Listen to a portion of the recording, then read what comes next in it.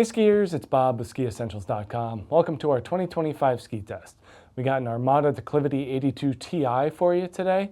A little bit different from what we've seen in the past. I think this ski occupies a really cool spot in the ski world as a whole, insofar as that it's one of the narrowest skis to come flat without a system binding. It's in that realm of mixing between narrow all-mountain and wide front side. Normally we see a lot more sharp and angular skis in the front side realm. We see a system binding, even things below, between 75 and 85 underfoot kind of fall in that wider front side category. So at 82, to have a flat ski that follows in the footsteps of wider skis in the declivity line really kind of puts this thing in an interesting category. We see other ones like a Blizzard Anomaly 84 kind of fit into this category. The Brahma 82 was always kind of mentioned in the same breath as this. But there's other skis out there like an Elan Wingman 86 CTI, for example, that's wider than this, but is very much more frontside oriented. So this ski does kind of slide into a different category and is kind of rare. So if you are an all-mountain skier that's looking for a narrow version, this is a really cool place to be. We've loved it in the past with a lighter weight Karuba wood core, and now we're really getting along with it much better now that it has a poplar wood core. So it's a move towards a slightly denser and more predictable core. That Karuba was great, light, energetic, responsive.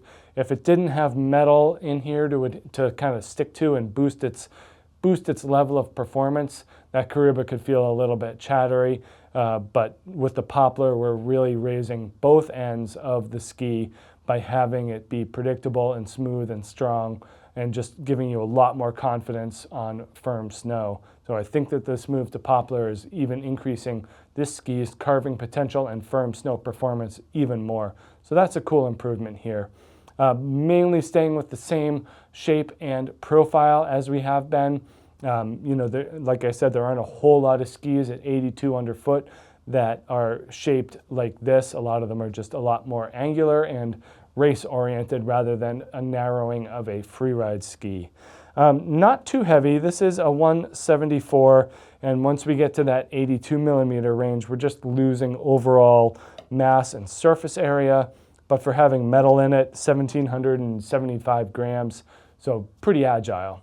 But yeah, poplar wood core, articulated tight no banding, so a full sheet of metal, and then in the forebody we have slits cut out that are filled with an elastomer material, giving these declivities a very smooth and quiet feel. So it's just extremely rewarding when you're skiing them, because you really don't hear a lot. They're not pingy, they don't chatter, they're just extremely quiet.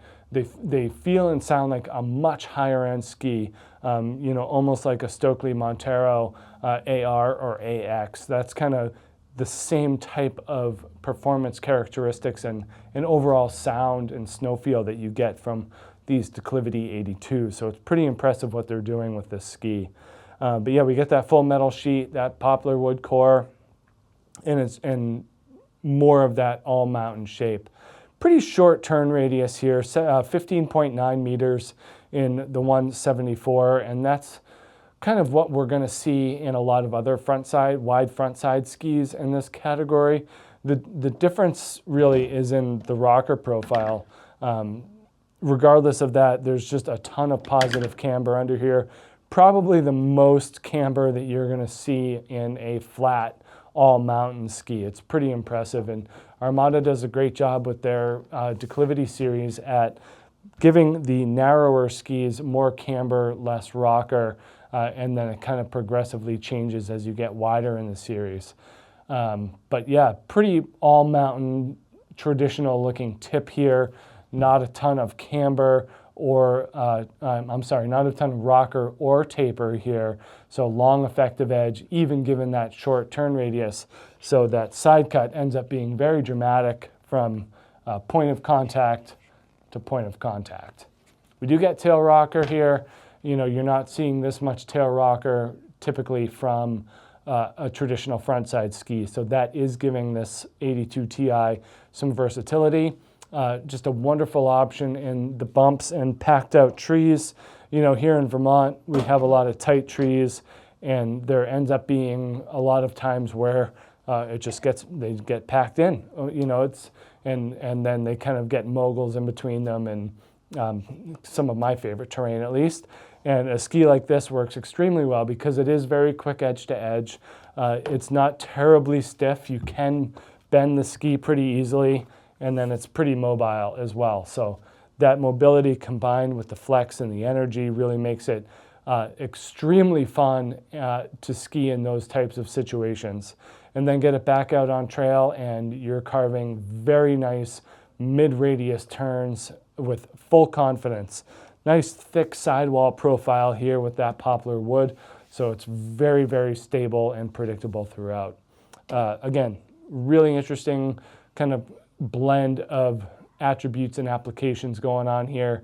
Skiers should have some type of skill set, mainly to keep up with that camber profile. It's just a lot of camber. There's a lot of pop built into the ski.